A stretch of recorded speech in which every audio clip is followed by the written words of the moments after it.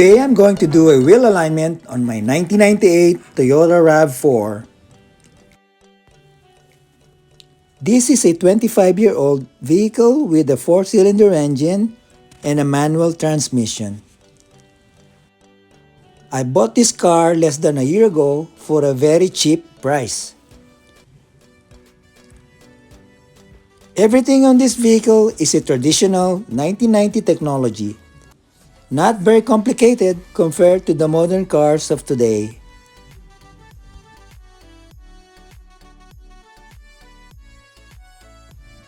Few months after I bought it, I had to change some front suspension parts, as you can see here in this picture.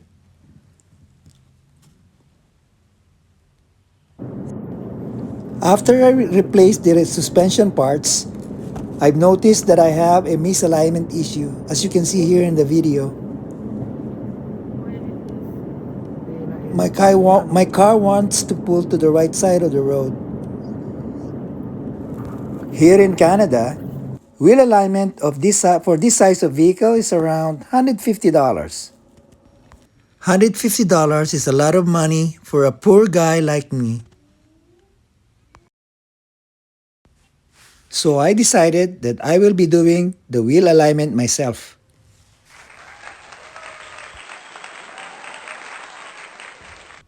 So before we start, please like and subscribe to my channel.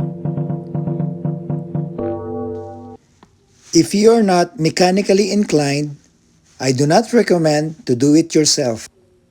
Bring your car to a certified wheel alignment center. Don't be cheap like me. Make sure all of your 4 tires are in good working condition.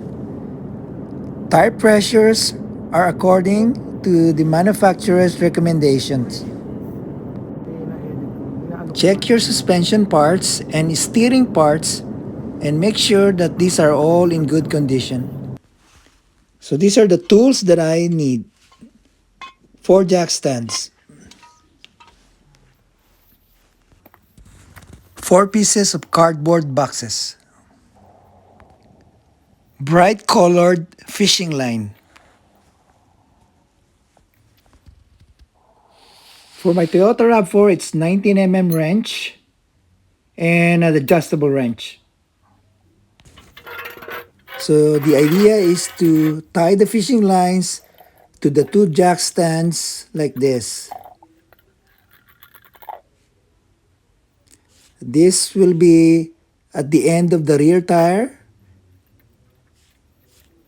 and this one will be at the end of the front tire. Make sure you have a good tension on it. The pieces of cardboard will act as a turntable for the front tires. So in this case, I have a spare tire that mimics the front tire. So this will be under the front tire. And as you can see, if I turn the tires, it acts like a turntable. So it's a lot easier to turn the tires. Lift the front tires. Put your makeshift turntables. Same on the other side.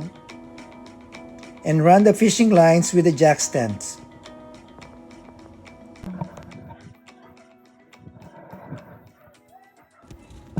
Make sure you have a proper tension on the fishing line from the front to the back. Then clean your wheels. In this case, I was using my wife's underwear. Make sure there is no debris on the wheel.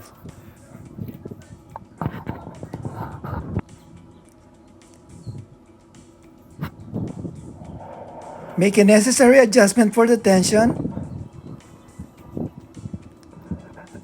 And measure the rear tires. So these measurements are your reference. In my case, these are 3.5 inches. That means my lines are parallel all the way to the front. So this is a simple illustration of what I'm doing.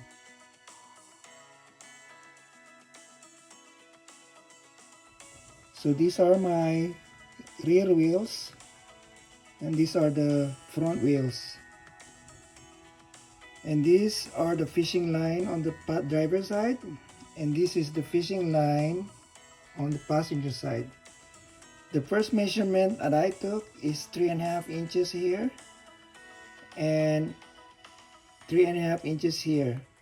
That means this line is parallel to this wheel. And then same thing on the passenger side. Now on the front tires, the first measurement I took was 2 and 15/16.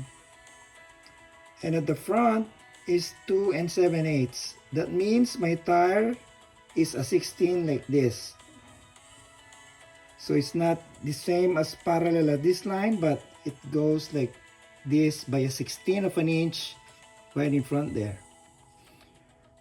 Now on the passenger side, my measurement was 2 and 15/16 from here to the fishing line. But at the front here, my measurement was 3 and 1/16. That means my tires on the passenger side is like this. So that means there is a needed adjustment on the passenger side front. I need to bring this like this, the same as that one.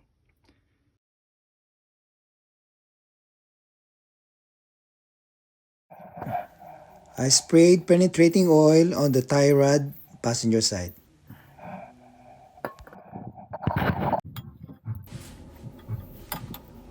Using the 19mm wrench, I loosened the nut and I started adjusting the tie rod.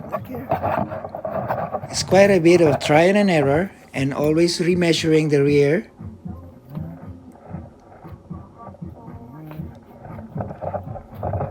and then measure the front. I did it a couple of times until I get the proper measurement.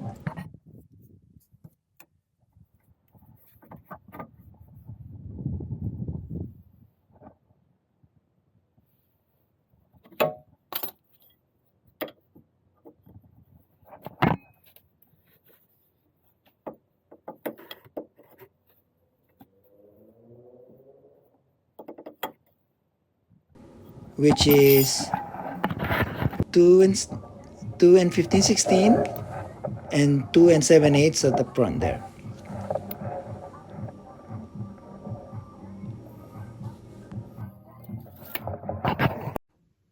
So after the adjustment, I managed to bring this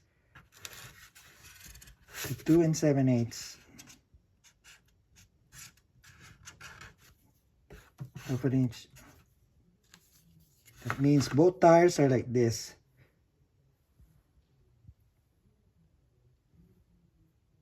Which is what we want. So after the adjustment, I took the car for a road test, and this is the result. The car runs straight. Great success!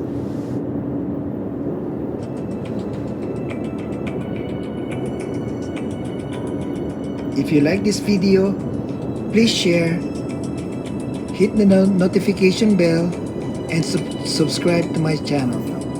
I'll see you on the next one.